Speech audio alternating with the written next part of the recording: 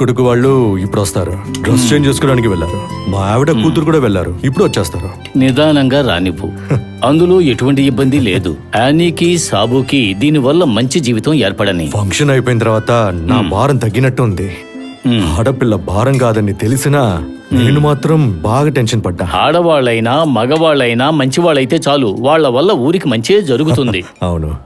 తర్వాత నువ్వు ప్రతిరోజు చర్చికి వస్తూ ఉండాలి. నా ప్రసంగాలు ఇంట్లో కూర్చుని రేడియోలో వింటూ ఉంటే మాత్రం సరిపోదు, చర్చికి రావాలి. సరేనండి. లేదు ఫాదర్, ఇక్కడ రేడియోలో ప్రోగ్రామ్ చేసే ఏంజల్ వీళ్ళలో ఎక్కడైనా ఉన్నారా? ఇక్కడున్న అమ్మాయి అని అనుమానంతో అడిగాను. ఎందుకు? ఏమీ లేదు, ఊరికే అడిగాను. ఇప్పుడు నీకు ఏంజల్ని చూడాలనుందా? చూడాలని ఉంది. పద.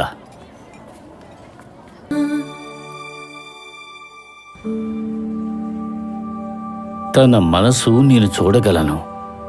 యానీ దంపతులకు పెళ్లి కానుక ఈ పాట. తనలో ఉండే గొప్ప లక్షణం ఏమిటో తెలుసా నీకు? ఇంత జరిగినా కూడా ప్రభువు దగ్గర ఒక్కసారి కూడా తను కంప్లైంట్ చేయడం నేను చూడలేదు. అటువంటి వాళ్ళని ఎప్పుడూ ఆ ప్రభువు చెయ్యి వదిలిపెట్టడు. ఎస్ఐ టెస్ట్లో తను పాస్ అవుతుంది. నాకు నమ్మకం ఉంది. కారణం తనకొక లక్ష్యం ఉంది. మీరు తనని చూసి గర్వపడే రోజు రావాలి అని.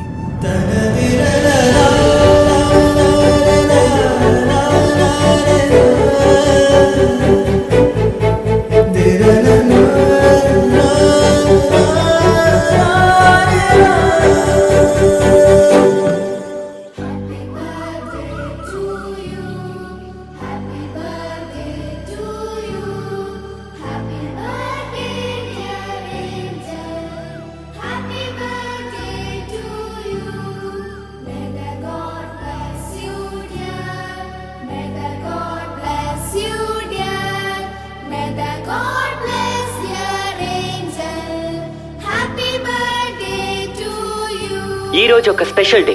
మనందరికీ నచ్చిన ఆర్జే ఏంజల్ పుట్టినరోజు. ఈ రోజు అన్ని ప్రోగ్రామ్స్ ని ఏంజల్ కోసం డెడికేట్ చేస్తున్నాను. ఆర్జే ఏంజల్ బర్త్డే విషెస్ ఈ రోజు మొత్తం మాకు తెలియచేయచ్చు. ఎవరిని వెతుకుతున్నావు మేరీ కుట్టి?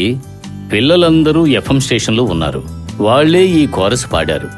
కొత్త జన్మలో మేరీ కుట్టి మొదటి పుట్టినరోజు ఈ విధంగా ఉండాలని మేం కోరుకున్నాం. ఏంటి, నీకేమైనా అభ్యంతరమా? అయితే పిల్లలకు తెలిసిపోయిందా నేనే ఆర్జే ఏంజల్ అని? తెలియనివ్వు. కొంచెం కొంచెంగా అందరూ తెలుసుకోనివ్వు.